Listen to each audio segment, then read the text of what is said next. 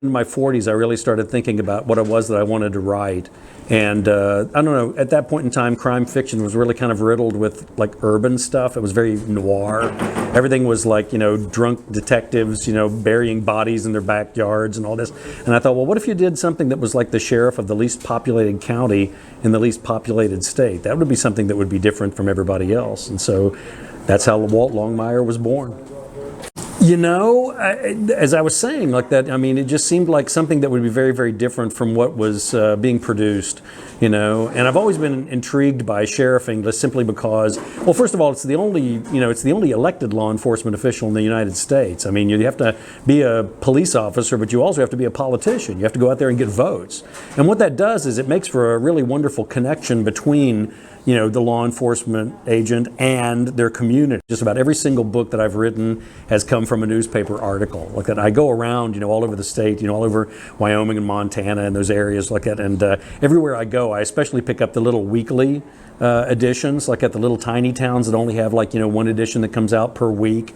And I mean, they'll print stuff that nobody in their right mind would print like that, but they're really kind of great stories because it kind of keeps Walt grounded in a reality. I mean, I don't ever want to write a book where Walt is on a cruise ship or Walt is like, chasing Al Qaeda in Crook County or something, unbelievable, because I want the books to be based in that reality of what it is that Western sheriffs kind of deal with. That taught me one of the best, lessons I ever got about that was a fellow by the name of Tony Hillerman.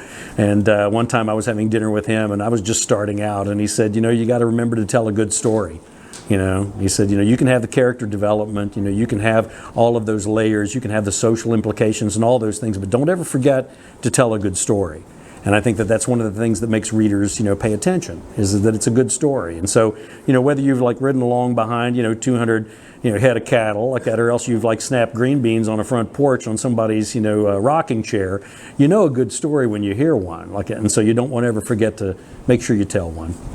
I know. Well, that was the rewritten one you got. Lonnie, like Little Bird. Even he doesn't. Oh, okay. Well, you tell him I compared him, okay? There you go.